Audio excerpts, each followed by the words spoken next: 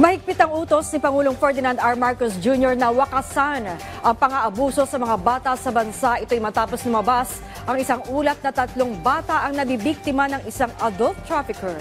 Yan ang ulat ni Christian Bascones.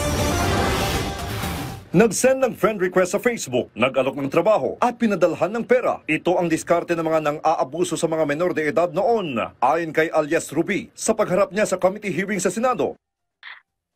My experience of OSAIC started when I was 16 years old.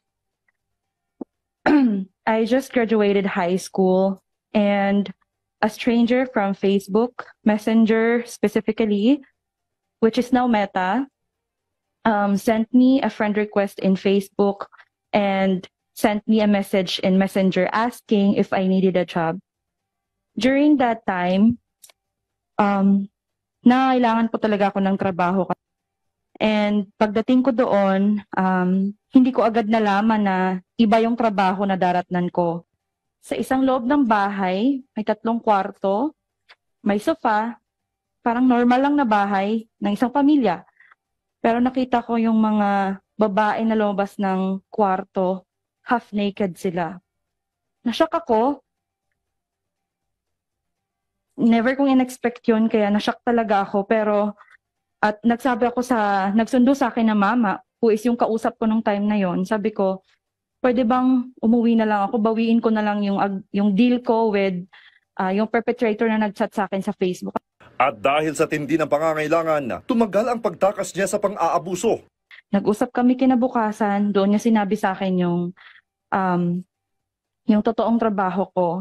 She explained it to me as simple as doing a show. So babae ito na nagpaliwanag sa'yo ng gagawin mong trabaho? Yes po. Ang pagkakasabi niya po sa akin ay simple lang naman, mag-show ka lang sa mga customers online. And then, ayun na po, sabi ko, wag, ayaw ko, gusto kong umuwi. Sabi niya, sige, bayaran mo yung pinadala ko sa'yo. Wala po akong pambayad, kaya pumayag ako na, sige, magtatrabaho na lang ako para sa'yo hanggang sa mabayaran ko yung pinadala mo na 5,000 pesos. Mensahe ni alias Ruby sa lahat ng biktima ng online sexual abuse and exploitation.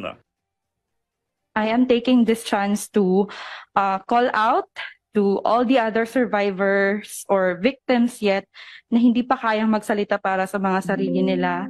It is very scary to face people like you and somehow the whole world for like more than 10 years.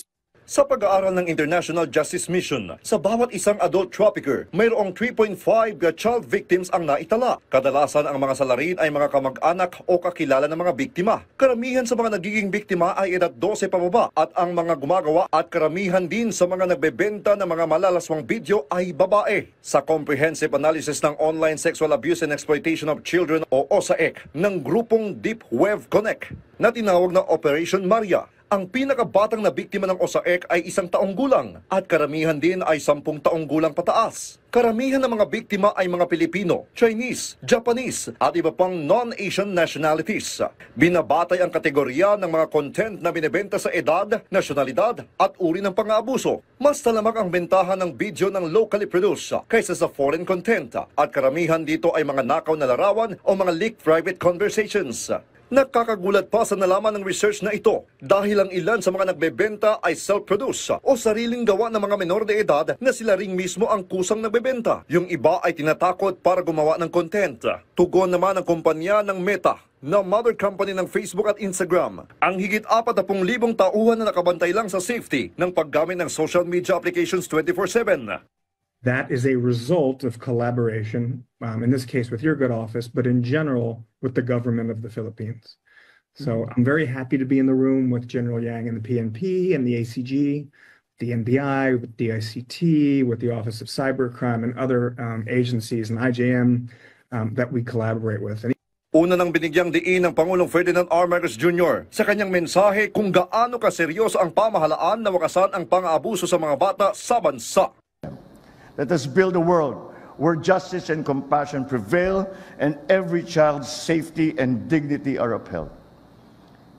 Dahil sa bagong Pilipinas, inaaruga at pinoprotektahan natin ang ating mga anak Sa bagong Pilipinas, binibigyan natin ng pag-asa ang mga biktima. Sa bagong Pilipinas, sinisigurado natin na may mananagot sa mga nagsasala. Sama-sama po natin tapusin ang usahay. Christian Bascones para sa Pambansang TV sa Bagong Pilipinas.